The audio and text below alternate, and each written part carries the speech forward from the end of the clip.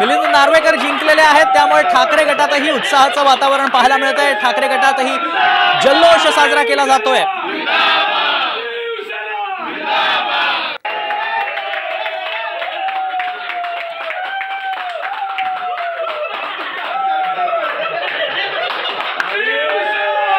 ठाकरे गटाचे कार्यकर्ते सध्या उत्साह साजरा करतायत, जल्लोष साजरा करतायत, शिवसेना जिंदाबादच्या घोषणा दिल्या जात आहेत, कारण मिलिंद नार्वेकरांनी विजय प्राप्त केलेला आहे। या चुरशीच्या निवडणुकीमध्ये खरं तर मिलिंद नार्वेकरांनी एंट्री घेतल्यानं ही निवडणूक अत्यंत चुरशीची झाल्याचं पाहायला मिळालं। 12वा उमेदवार या रिंगणात उतरला आणि ही निवडणूक अटळ ठरली। अखेर मिलिंद नार्वेकर विजयी झाले आणि त्यामुळेच ठाकरे गटात जल्लोष साजरा केला जातोय।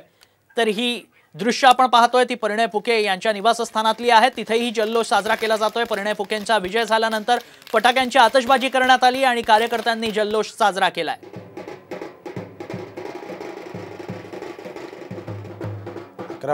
12 पैकी 11 उमेदवार विजयी झालेले आहेत आणि आता मात्र जल्लोषाला सुरुवात झालेली आहे। ही दृश्य आपण बघतोय, मिलिंद नार्वेकर विजयी होऊन बाहेर आलेले आहेत, गुलाल उधळत। यावेळेस ठाकरे गटाच्या आमदारांनी त्यांचं स्वागत केलं। विजयी गुलाल लावूनच मिलिंद नार्वेकर सध्या बाहेर आल्याचं पाहायला मिळतंय। त्यामुळे ठाकरेंचं अत्यंत विश्वासू असं हे व्यक्तिमत्व, उद्धव ठाकरेंचे सचिव असं हे व्यक्तिमत्व आता विधान परिषदेत आपल्याला पाहायला मिळणार आहे। त्यामुळे ठाकरेंनी जी चाल खेळलेली आहे या विधान परिषद निवडणुकीच्या आधी ती यशस्वी होताना पाहायला मिळते।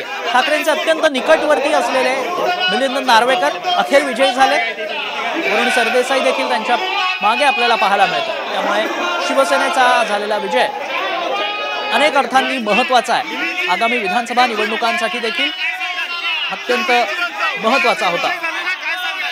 मिलिंद नार्वेकरांना 23 मतं मिळालेली आहेत, तर शेकापचे जयंत पाटील मात्र या सगळ्या चुरशीच्या निवडणुकीमध्ये पराभूत झाल्याचं पाहायला मिळतंय। मिलिंद नार्वेकर हे आमदार झालेले आहेत विधान परिषदेच्या या निवडणुकीमध्ये। अगदी शेवटच्या क्षणाला मिलिंद नार्वेकर यांची एंट्री झाली आणि त्यानंतर ही निवडणूक चुरशीची होणार असं दिसत होतं। आणि ज्या महाविकास आघाडीमध्ये मित्रपक्ष असलेल्या शरद पवारांनी समर्थन केलेल्या जयंत पाटील यांचं टेन्शन तेव्हाच वाढलं होतं आणि आज मात्र आपण बघतोय की जयंत पाटील शेकापचे त्यांना पराभवाला सामोरं जावं लागलं आणि ठाकरे गटाचे मिलिंद नार्वेकर इथं विजय झालेले आहेत। आज सकाळपासूनच तन्मय मिलिंद नार्वेकर यांचा जसा सर्वपक्षीय संपर्क आहे तो देखील आज पाहायला मिळाला। विधान भवन परिसरामध्ये जे नेते आले त्या सगळ्यांशी मिलिंद नार्वेकर 1 to 1 जाऊन बोलले होते, त्यांच्याशी बातचीत केली होती।